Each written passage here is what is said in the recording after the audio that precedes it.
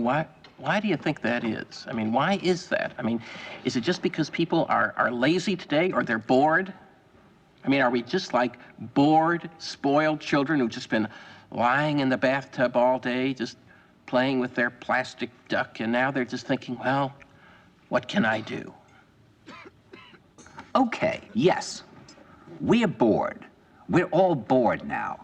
But has it ever occurred to you, Wally, that the process that creates this boredom that we see in the world now may very well be a self-perpetuating, unconscious form of brainwashing created by a world totalitarian government based on money, and that all of this is much more dangerous than one thinks, and it's not just a question of individual survival, Wally, but that somebody who's bored is asleep, and somebody who's asleep will not say no?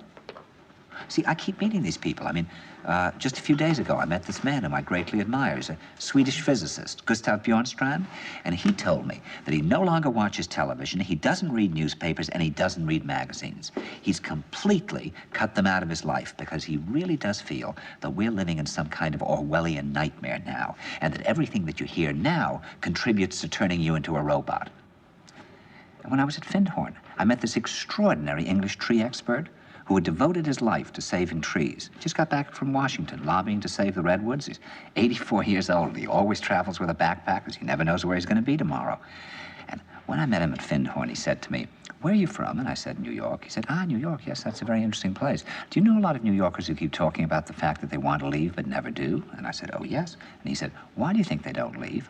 I gave him different banal theories. He said, "Oh, I don't think it's that way at all." He said, "I think that New York is the new model for the new concentration camp, where the camp has been built by the inmates themselves, and the inmates are the guards, and they have this pride in this thing they've built. They've built their own prison, and so they exist in a state of schizophrenia, where they are both guards and prisoners, and as a result, they no longer have, having been lobotomized, the capacity to leave the prison they've made, or to even see it as a prison."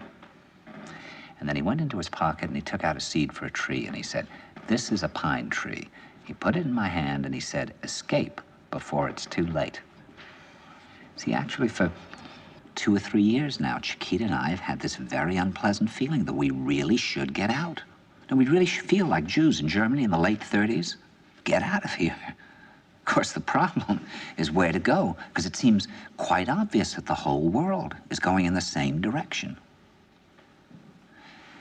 See, I think it's quite possible that the 1960s represented the last burst of the human being before he was extinguished, and that this is the beginning of the rest of the future now, and that from now on there'll simply be all these robots walking around, feeling nothing, thinking nothing, and there'll be nobody left almost to remind them that there once was a species called a human being, with feelings and thoughts, and that history and memory are right now being erased, and soon nobody will really remember that life existed on the planet.